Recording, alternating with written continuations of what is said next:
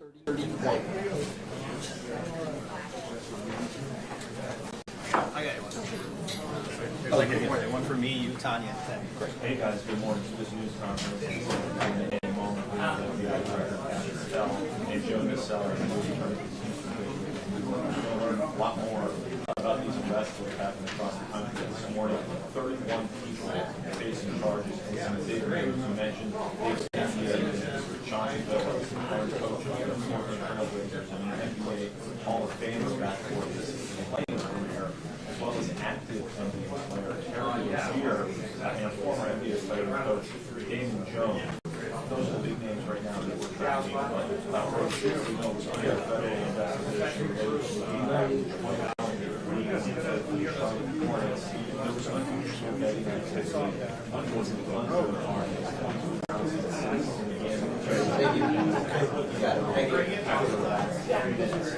do have a statement from our colleague David Smart from instead of allowing them to self-surrender, they opted for a photo op on instead. They wanted to basically story of an American professional athlete that tells you a lot about the motivation of the Twitter added that terry-rozier is not a gambler and they would say we're to engaging in this fight. This is also similar to the things that we saw last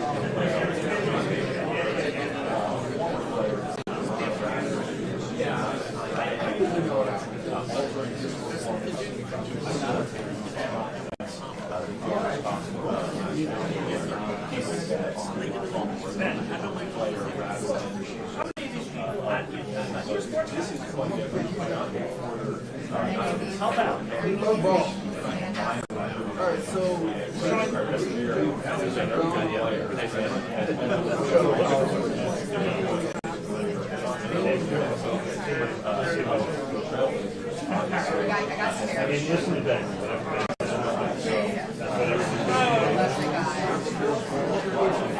We know Chauncey.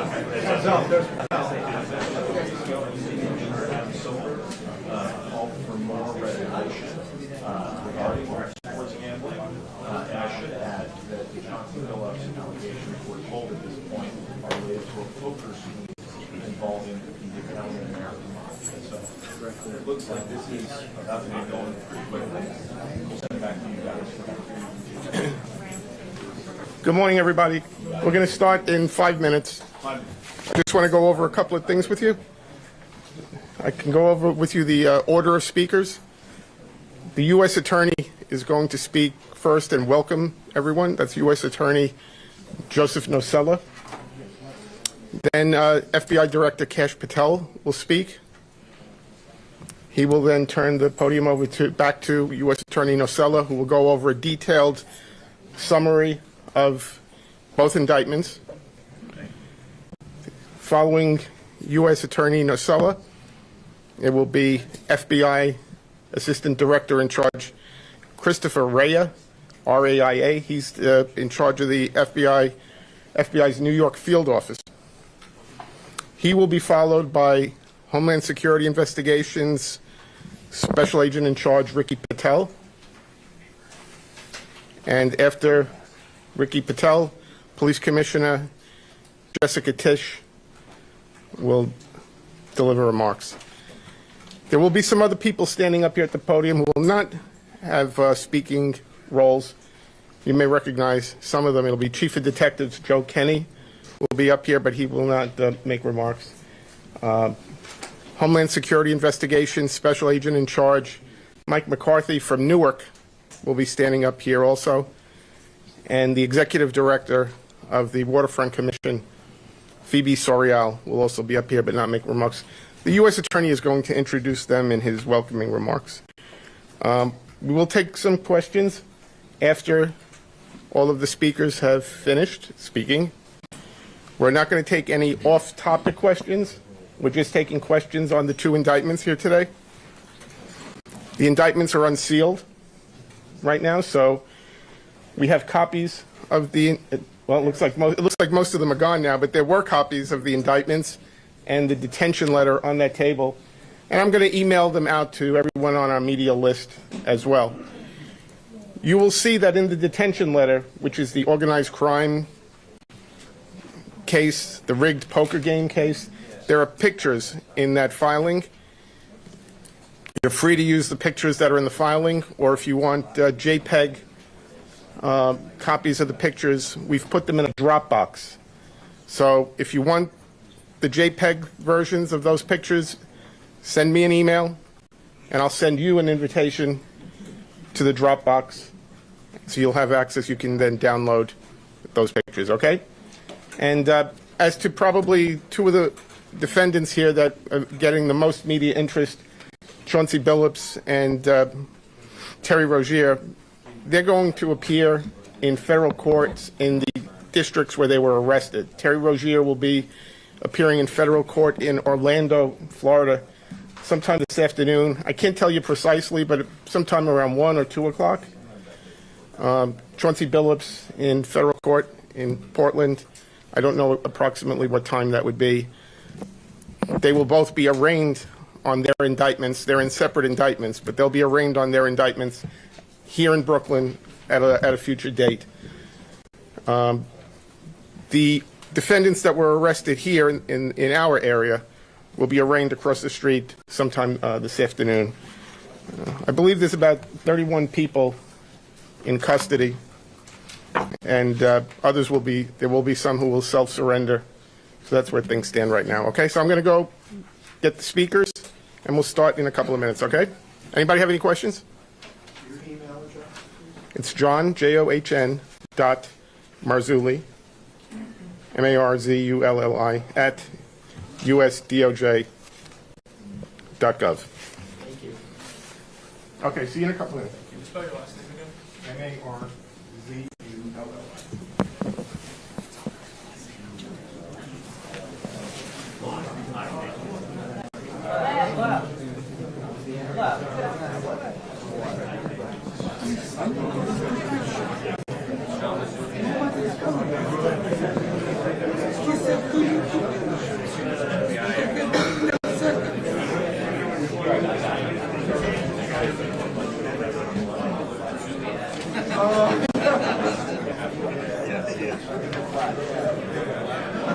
I don't give a fuck. Can I stay like this?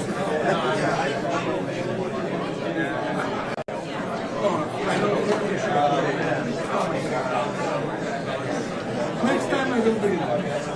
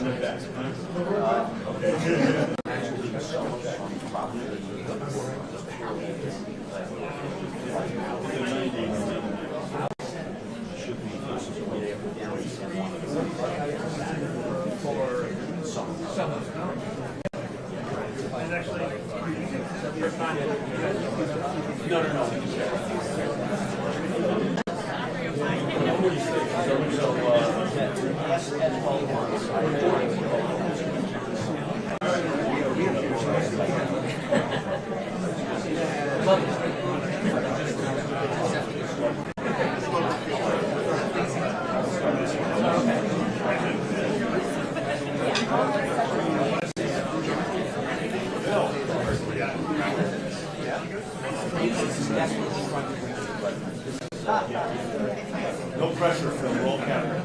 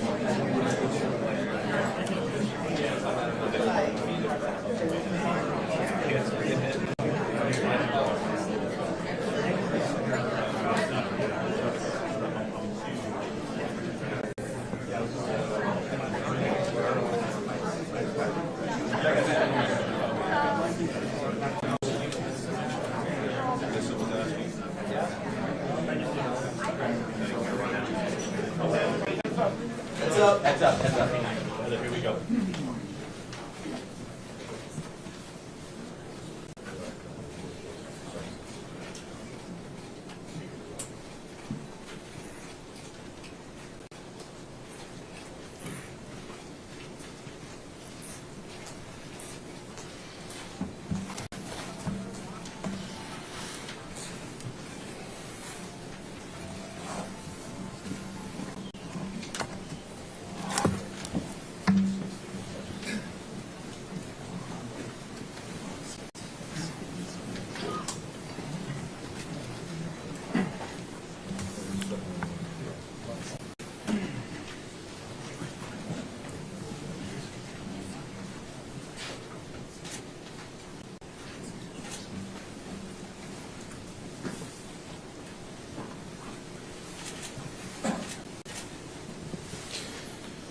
Good morning, everybody.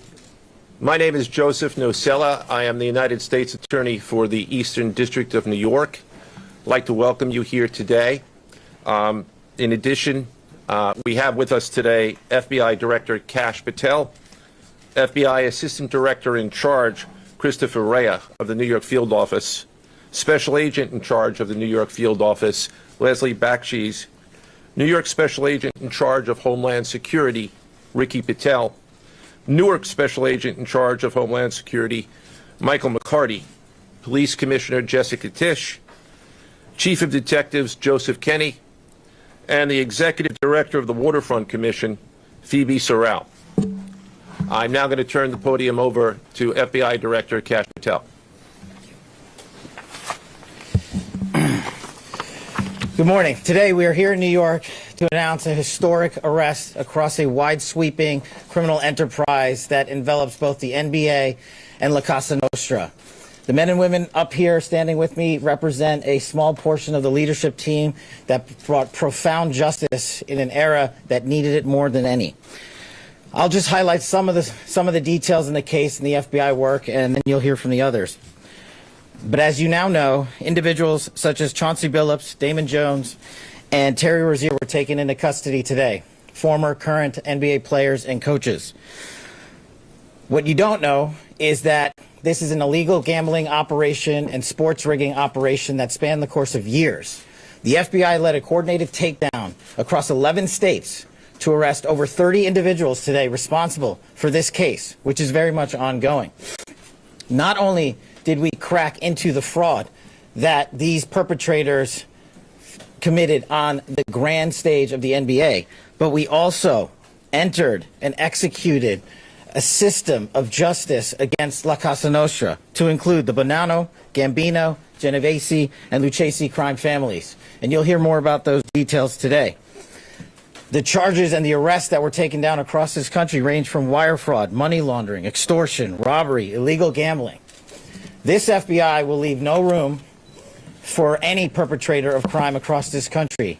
You hear a lot about our work of defending the homeland and crushing violent crime. Well, this work is also representative of a colossal portion of the FBI's mandate to keep America safe and to keep our entertainment industry fair and secure. The men and women that are standing up here today worked tireless hours, days, months, and years. And the fraud is mind-boggling. It's not hundreds of dollars. It's not thousands of dollars. It's not tens of thousands of dollars. It's not even millions of dollars. We're talking about tens of millions of dollars in fraud and theft and robbery across a multi-year investigation.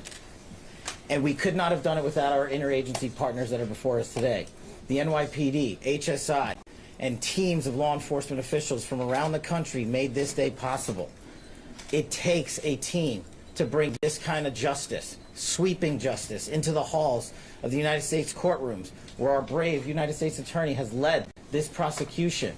It takes courageous prosecutors to stand before you and say, we will not allow this kind of illicit activity to happen, not only at the national sporting level, but also where it hides in La Cosa Nostra.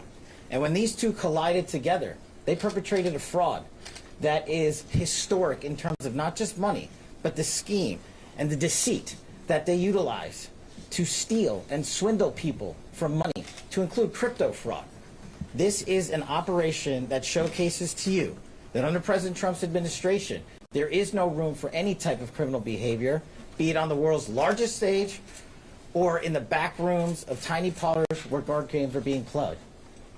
We are proud to stand here today with the men and women of the FBI and this legal team. And to the United States Attorney, I just want to thank you personally for taking the time to display the work that the media is about to hear about today in detail. As I said, it does take courageous prosecutors, but it takes a courageous United States Attorney to bring this case, because we are going to take heat for it. But we don't shy away in this administration. We don't say no. What we do is we bring the results across the finish line. We bring them to the public. We bring you accountability. And yes, they will have their day in court, and you will hear the evidence through the court system exclusively. We will not deny anyone of due process. And that's the brilliance of this system. That's the brilliance of this administration. Everyone will be held to account. So with that, I turn it over to United States Attorney Nocella. Thank you. Thank you, Director Patel. To be clear, we're announcing today indictments in two major cases, both involving fraud. One involves sports betting, and the other involves illegal gambling, very specifically rigged poker games. The first indictment involves 6 defendants who are alleged to have participated in one of the most brazen sports corruption schemes since online sports betting became widely legalized in the United States. This scheme is an insider sports betting conspiracy that exploited confidential information about National Basketball Association athletes and teams. The second indictment involves 31 defendants alleged to have participated in a nationwide scheme to rig illegal poker games. These defendants, which include former professional athletes, used high-tech cheating technology to steal millions of dollars from victims in underground poker games that were secretly fixed. The games in the New York area were backed by the Bonanno, Gambino, and Genovese crime families of La Cosa Nostra. While the cases are separate, there are 3 overlapping defendants charged in both cases: Damon Jones, Eric Ernest, and Shane Hennon. The indictments in these cases contain only allegations, and the defendants are presumed innocent until they are proven guilty in a court of law. But my message to the defendants who've been rounded up today is this: your winning streak has ended. Your luck has run out. Violating the law is a losing proposition, and you can bet on that. First, I would like to talk about United States versus Ernest, the NBA basketball gambling case.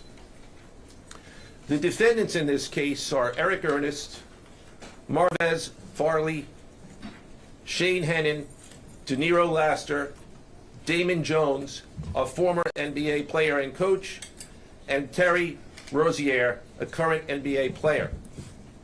Other co-conspirators were previously charged for their roles in the scheme, including former NBA player Jontay Porter. Between December 2022 and March 2024, these defendants perpetrated a scheme to defraud by betting on inside, non-public information about NBA athletes and teams. The non-public information included when specific players would be sitting out future games, or when they would pull themselves out early for purported injuries or illnesses.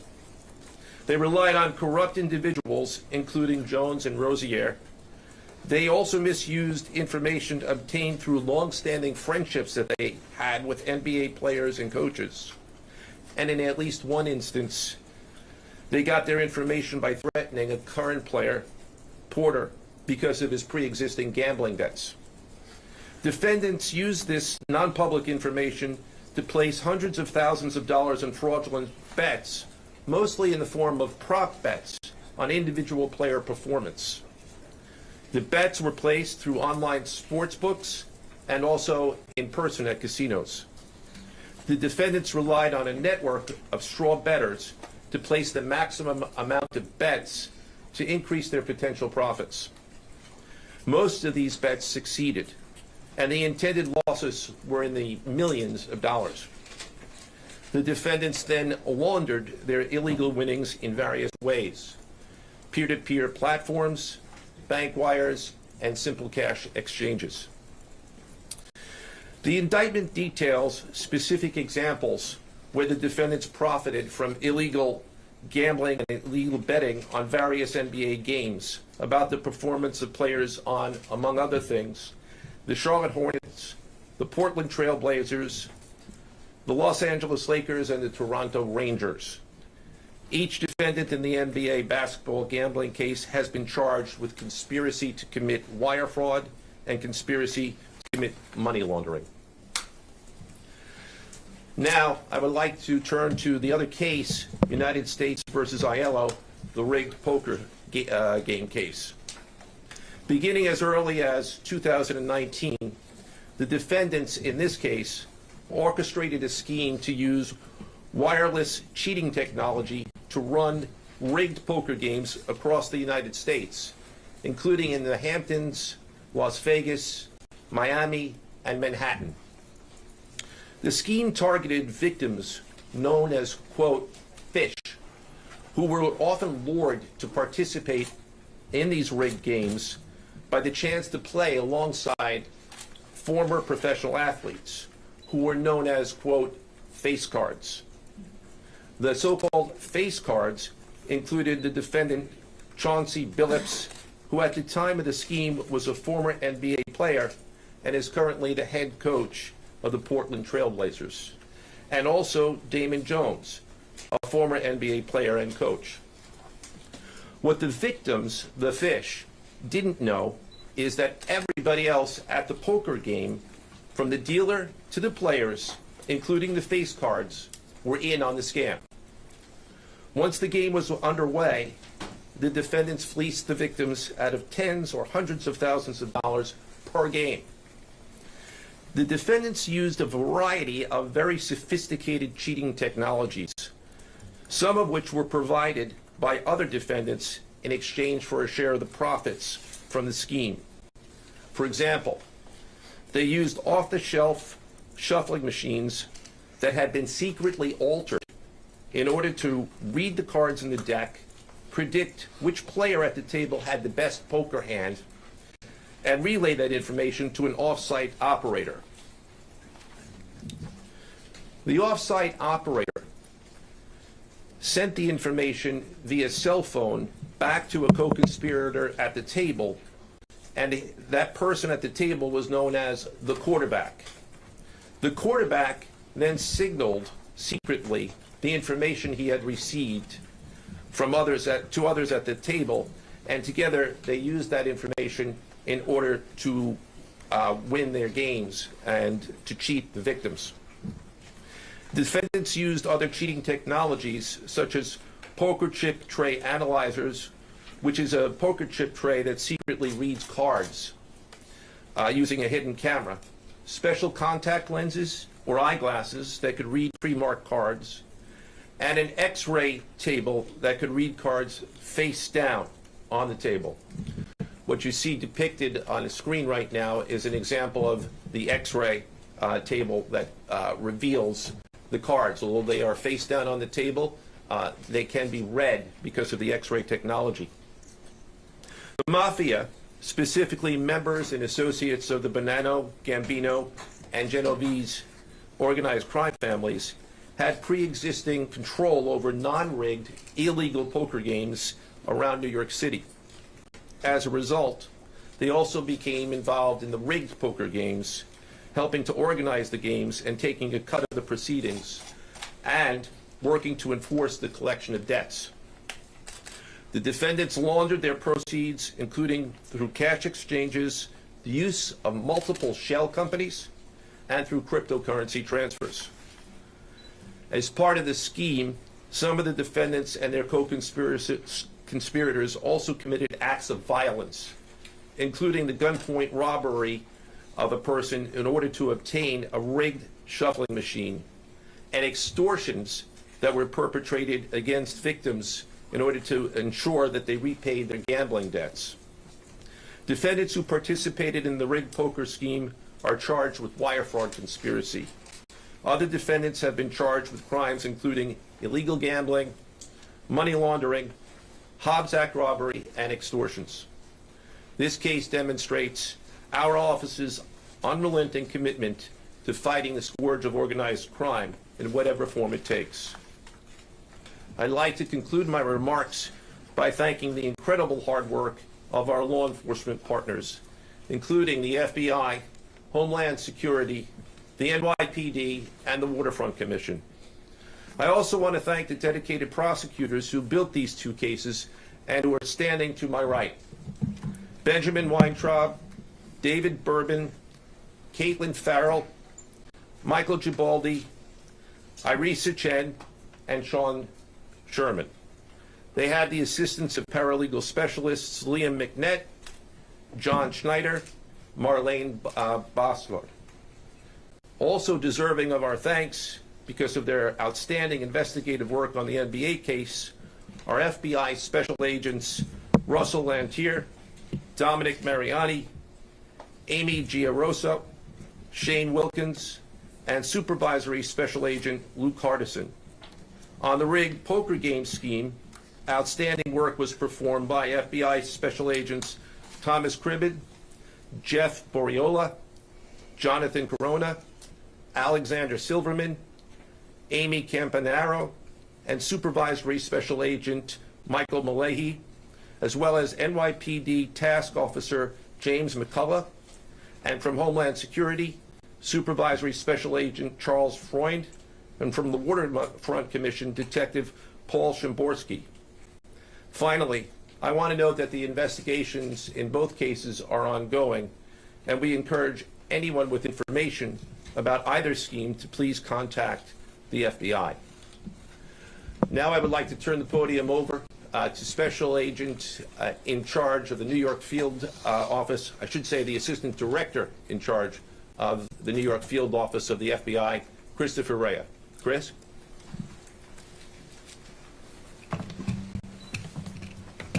All right, thank you, Joe. As always, we appreciate the partners here.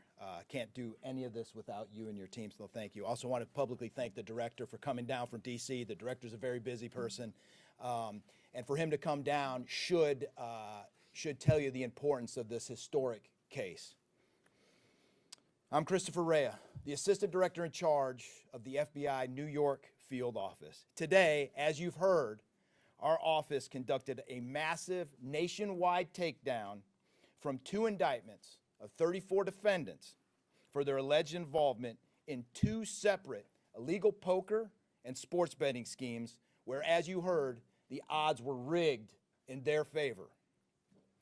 Among these defendants are 13 members and associates of the Bonanno, Gambino, and Genovese crime families, to include capos and soldiers from these families. Additionally, as you heard, current and former NBA coaches and players are also implicated, to include Chauncey-Billups, Damon Jones, and terry-rozier. 3 of the named defendants are charged for their alleged roles in both schemes. This alleged illegal gambling operation hustled unwitting victims out of tens of millions of dollars and created a financial pipeline for La Cosa Nostra to help fund and facilitate their organized criminal activity. Victims were attracted to play alongside well-known professional athletes and coaches like Chauncey-Billups, only to be unknowingly deceived through rigged shuffling machines, fixing the odds in their favor, as alleged and as you just heard from the U.S. Attorney's Office.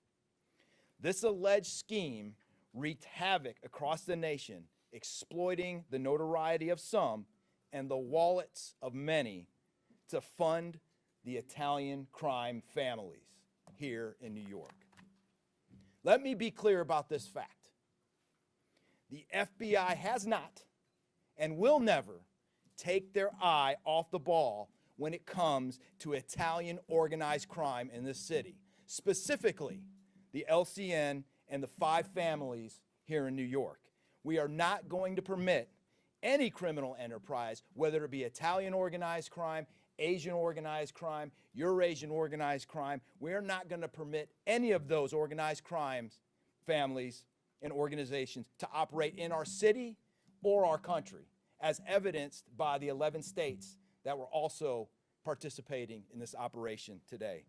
The FBI office here in New York remains committed to eradicating all unlawful revenue streams fueling this criminal activity.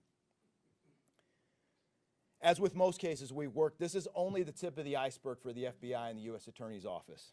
Our LCN squad agents and analysts are continuing to work day and night with the Eastern District of New York to ensure members and associates of the 5 families cannot continue to wreak havoc in our communities.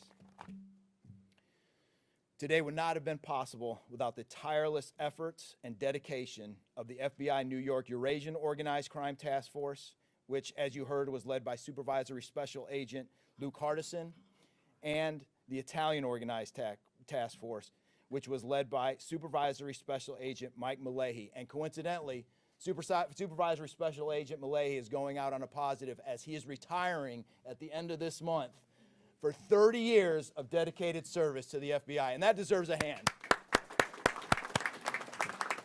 He's what we call a legend here at FBI New York. Additionally, obviously, we cannot do this alone without our partners. I want to extend my appreciation to Homeland Security Investigations Special Agent in Charge, Ricky Patel.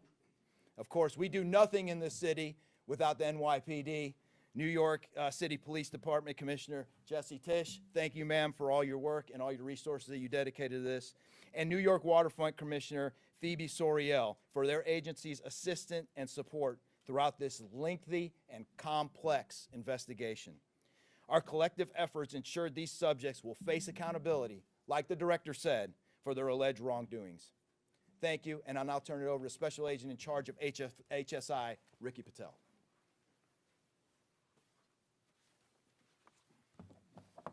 Thanks, Chris. Good afternoon, everyone.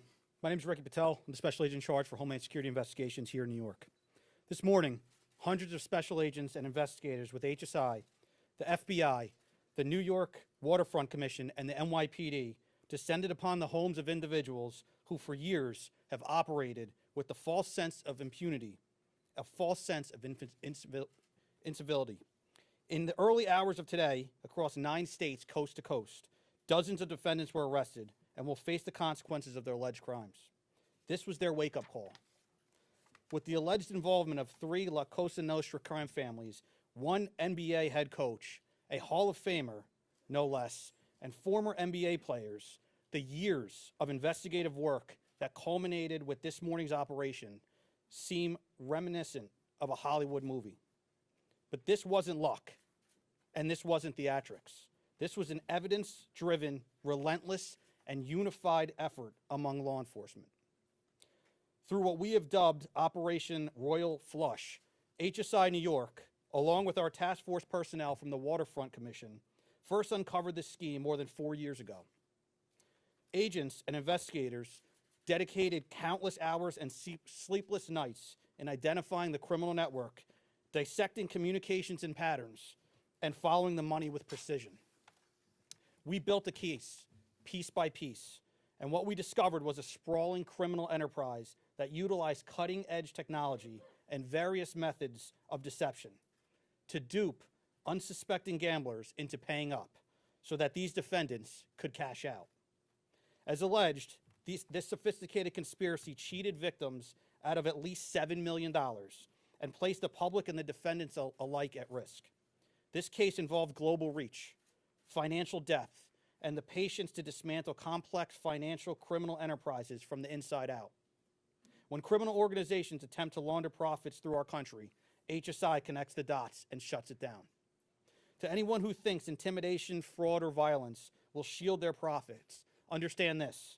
If you are exploiting our communities, expect HSI and all of our law enforcement partners at your door. I would like to thank all our partners here today. Obviously, the United States Attorney's Office for the Eastern District of New York, the Waterfront Commission, the FBI, the NYPD, and the prosecutors that will carry this forward. Today's arrests are not an endpoint. They are the start of accountability. Thank you, and I now turn it over to Police Commissioner Jessica Tisch.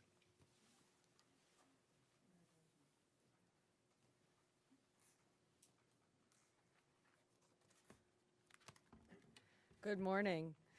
Thank you to Director Patel, Assistant Director Rea, and U.S. Attorney Nocella. What we're announcing today is not just another takedown. It's the result of more than 2 years of coordinated investigative work by the NYPD's Joint Organized Crime Task Force and the FBI. 2 cases that exposed criminal networks led by 34 individuals who believed the rules did not apply to them. They hid behind layers of complexity, behind money, and behind influence, believing those things would shield them from accountability. The first case, Operation Nothing But Bet, exposed a gambling ring built around professional basketball, where players and associates allegedly used inside information to manipulate prop bets on major sports betting platforms. They placed wagers on unders on players to score less, rebound less, assist less, using information that was not yet public. In some instances, players altered their performance or took themselves out of games to make sure that those bets paid out. One example occurred on March 23rd, 2023 in Charlotte. Terry-Rozier, an NBA player now with the Miami Heat, but at the time playing for the Hornets, allegedly let others close to him know that he planned to leave the game early with a supposed injury. Using that information, members of the group placed more than $200,000 in wagers on his under statistics. Rozier exited the game after just 9 minutes, and those bets paid out, generating tens of thousands of dollars in profit. The proceeds were later delivered to his home, where the group counted their cash. As the NBA season tips off, his career is already benched, not for injury, but for integrity. As a result of this investigation, 6 defendants, including Rozier, are now facing conspiracy to commit bank and wire fraud. In a second case, Operation Zen Diagram, investigators uncovered a long-running scheme in which members and associates of several well-known organized crime families rigged high-stakes poker games across the country. These operatives included capos and multiple soldiers from the Bonanno, Gambino, Lucchese, and Genovese crime families, bringing 4 of the 5 families together in a single indictment is extraordinarily rare. It reflects how deep and how far this investigation reached and the skill and the persistence it took to get here. That work uncovered a deliberate, technologically sophisticated operation designed to carry out their crimes. They used custom shuffling machines that could read the order of cards, barcoded decks, and hidden cameras built into tables and light fixtures. The organizers also enlisted well-known public figures, former and current NBA players and coaches, including Chauncey-Billups, the head coach of the Portland-trailblazers, an NBA champion, and Hall of Famer to make the games appear legitimate. Victims believed that they were sitting at a fair table. Instead, they were cheated out of millions. One victim in particular lost $1.8 million. In total, losses exceeded $7 million and continue to climb. And when people refused to pay, these defendants did what organized crime has always done. They used threats, they used intimidation, and they used violence. It's the same pattern that we have seen for decades. Traditional mob enforcement methods combined with new technology to expand the reach of their operations. Now, with the unsealing of today's indictment, 34 individuals are facing charges including robbery, extortion, money laundering, wire fraud, bank fraud, and illegal gambling. I want to commend the outstanding work of our detectives from the Joint Organized Crime Task Force and their dedication to these cases, especially Captain Ruben Pagan, Sergeant Chris McGuire, Detective Alexander Creamer, Detective James McCullough, and of course, our Chief of Detectives, Chief Kenny. As part of these investigations, our members recovered and reviewed thousands of hours of video, conducted extensive surveillance on illegal gambling locations across the city, and executed more than 24 search warrants on electronic records that revealed the true extent of this conspiracy. Once again, the work of our detectives, together with the FBI and the U.S. Attorney's Office, closed those gaps before they could widen further. The NYPD is proud to stand with each of you today as these cases represent the kind of partnership that defines modern law enforcement agencies, sharing intelligence, coordinating resources, and moving as one team. Thank you.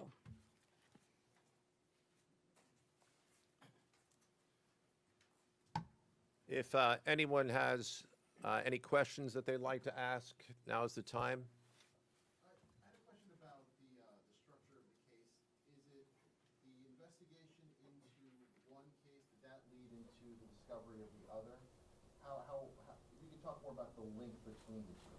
I'm not at liberty to discuss either the background of the investigation itself or the investigation as it continues. So I'm afraid I can't really explain to you other than the fact that both cases have been unsealed today, and there was an overlap that has been discussed already with respect to certain of the defendants. Yes. Joseph Border claimed that he had a gambling addiction. Did Rozier or Billups or David Jones claim the same thing at all? With respect to any allegations or defenses that have been made by any of the defendants, they will have their opportunity to present them in court. We're not here to air those at this time or to discuss them. Yes? You said the investigation is still ongoing. There seem to be several players referenced in the indictments, some that may have potentially passed on information. Is there the possibility of future arrests of NBA players in connection to the sports gambling operation specifically? As I said, I can't discuss ongoing investigations. The investigation is ongoing, which by definition means that there will be further evidence uncovered at a minimum, and there's always that possibility. But I can't comment any further with respect to that. Yes? Thank you. Director Patel, you had said in your comments, we're going to take heat for this case. Why do you say that, and what efforts might you take to counter that? It's not popular to go after some of the defendants that we went after today, but justice is served blindly. And how do we countermand that? Simple. The unsealing of these indictments today shows the force of the Department of Justice and our great Attorney General and the leadership that we have at the FBI and the team here to specifically mete out justice. And look, let's not, mince words. This is the insider trading saga for the NBA. That's what this is. That's why we are going to take heat. But as the evidence comes out, as the indictments are unsealed, you will see the extensive work these men and women put in, countless hours over years, and that's how we countermand it.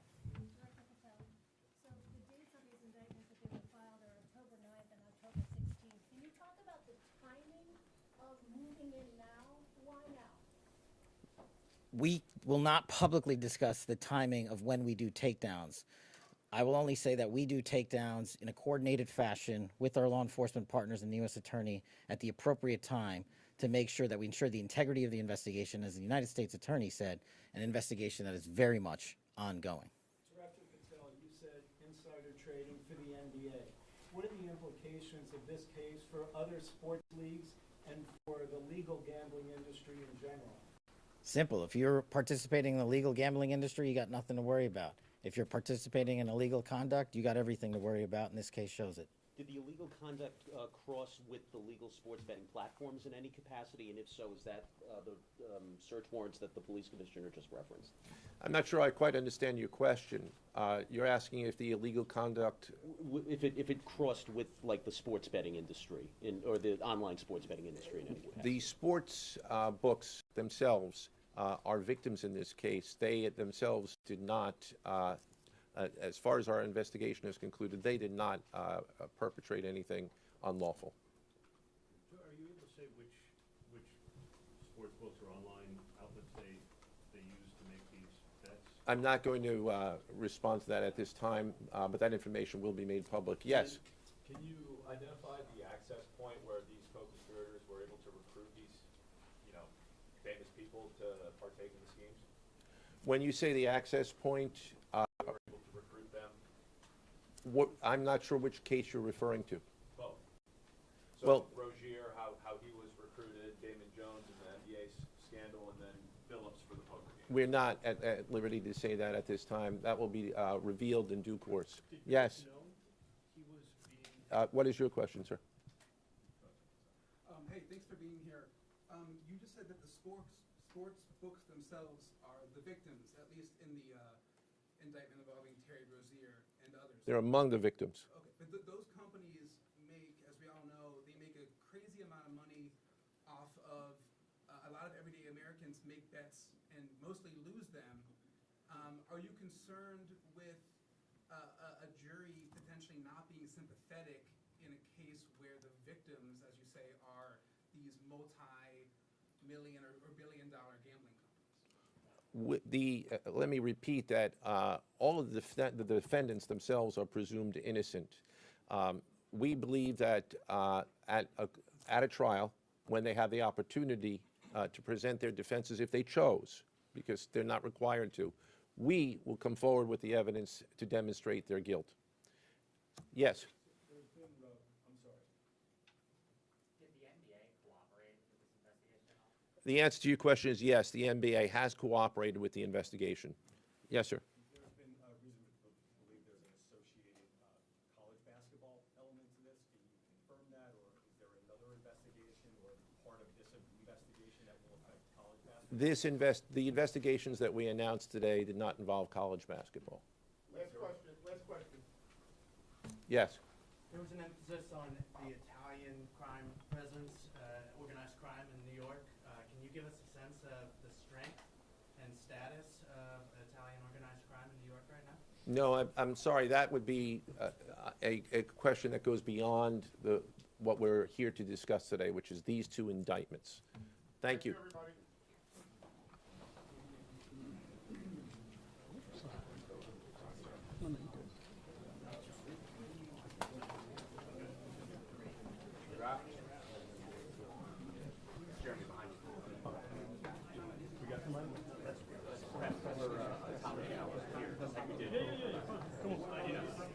Thank you.